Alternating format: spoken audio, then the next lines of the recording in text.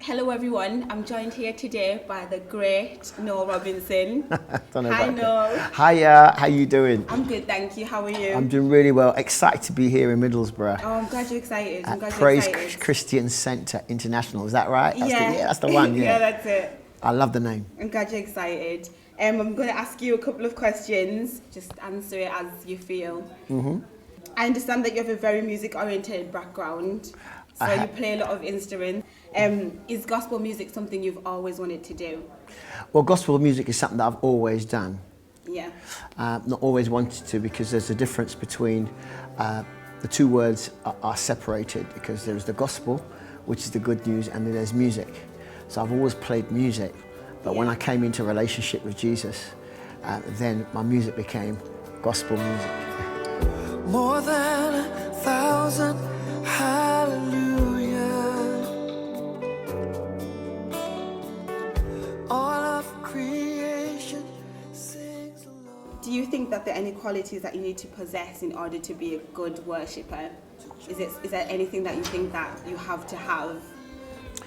No, I think the most important thing is understanding who we worship.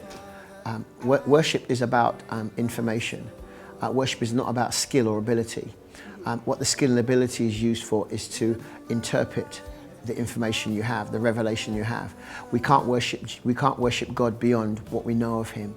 So we worship God by revelation. He reveals Himself to us, and we worship Him because He's worthy.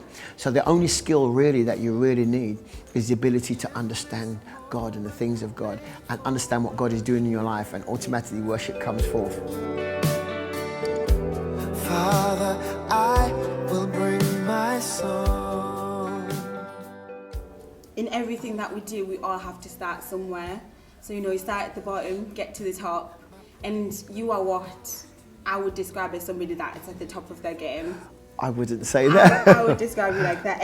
Do you have any encouraging words for any people watching out there that want to be up there doing something that they love as well, like you do? Is there anything that you could say to them to encourage them that one day they'll be out at the bottom and they will be at the top like you?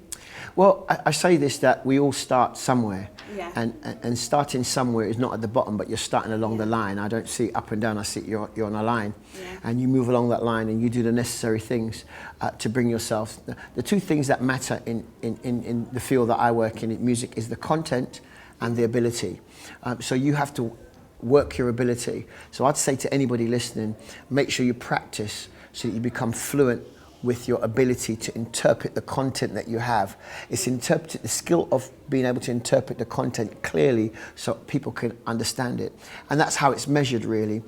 You find there's most amazing musicians who are able to interpret content so the masses can understand it. And that's what we do in the church. So I would say to somebody, keep practicing, keep searching God, because God gives content.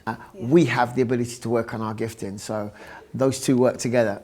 You're not just a worship leader, but you're a producer, a songwriter, a minister, and an all-round musician. How do you balance all those things in your life? Well, they all flow out of the same thing. So being a producer, it flows out of being a musician. Being a songwriter flows out of being a musician. It all flows out of the same kind of musical pool, that area. But there's lots of balances in my life. I have a family, my wife Tanya, and there's times when I spend with her. In actual fact, sometimes it's doing music all day doesn't actually help you. You've got to find the content. So actually engaging with people, ministering to people, you find the content. Some of you standing here, you think your season's over. You think you've gone past the sell-by date, because man likes to stamp the sell-by date. But I feel God rubbing out the number and putting a new date. Imagine I'm talking here to you, or I'm talking to somebody listening to this, and what happens is that they're going through a situation. Yeah. Music doesn't help you, but actually the content, I may sing a song of encouragement. So I may say, peace in your soul, peace in your soul. And I'm speaking to you now, I'm talking to your soul. So these are some of the things. So the balance really is about me having that time with the Lord, me having that time with my family, and me having that time with the music. And it goes up and down. So you kind of have to share that all around so it works. Do you ever lose faith and sometimes think, this is too much to do, I can't do all of these things at once? Yeah, every day I struggle with what I have to do and how much time I'm given to do it, or how much time I have to do something. Every day, every week, there's so many events happening, so many things happening that I'm assigned to do, and I'm always looking at myself. Sometimes I go, oh my gosh, I can't do this. But one of the things that I learned is sometimes just to relax and just trust God, because what He's called you to, He'll bring you through. And oftentimes it's just somebody coming along to help me just organize this or help me do that, and everything starts to flow smoothly. So really, time is an incredible thing, and oftentimes we don't realize that God operates in our time. He lives outside of our time, but He operates in our time.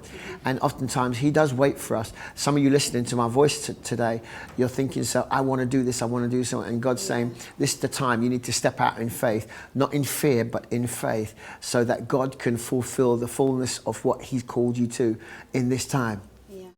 Do you have any encouraging words for any young lady or man watching who wants to get into kind of mainstream gospel music? Is it something that's hard to do? Is it possible? Well, there are some practical things that you have to do. And the practical things is you have to hone your gifting. Become excellent at what you do. Excellence is being the best that you can be. It's not being the best, but it's being the best that you can be given what you have. And it's actually applying yourself to that place of excellence, not just in gifting, but in understanding the word and understanding the things of God. We're all on a journey. Paul says, fight the good fight of faith. He wasn't talking about one battle, he was talking about many battles that you'll face. I would encourage a songwriter or a musician is to actually start chronicling it. That's what David did. David started to write about his life. So when he was in a cave, he wrote about being in a cave. When he wrote about, when he's feeling low, he's like, the Lord is my shepherd, I shall not want. He makes me to lie down. He started to chronicle what God was doing in his life on a daily basis. That's the way, as a musician, I would like to encourage you to do that. Don't just wait for a moment when you feel inspired. Actually begin to walk in it, and then the inspiration will come. So I want to encourage those of you to get into the Word of God, because this is what shows us and points us to the direction of who we're singing about. It's about God. It's about Jesus. I feel encouraged just listening to you, to be honest. So that was great. Thank you very much. It's been a pleasure meeting you, and thank you so much for taking time out to do this interview. No, it's fantastic. One of the things I want to say to you is that we're all worshippers who happen to be. And how I define that, I go, I'm a worshipper who happens to be a worship leader, who happens to be a musician. Maybe somebody listening on this camera is a worshipper who happens to be a mother. Or a worshipper who happens to be a student, or a worshipper who happens to be unemployed, or a worshipper who happens to be a lawyer or a doctor, whatever your profession is, whatever it is that you do. But actually, if worship defines you, worshipper who happens to be a cameraman, but if worship defines you, then you start to come into line with some of the things that God is doing.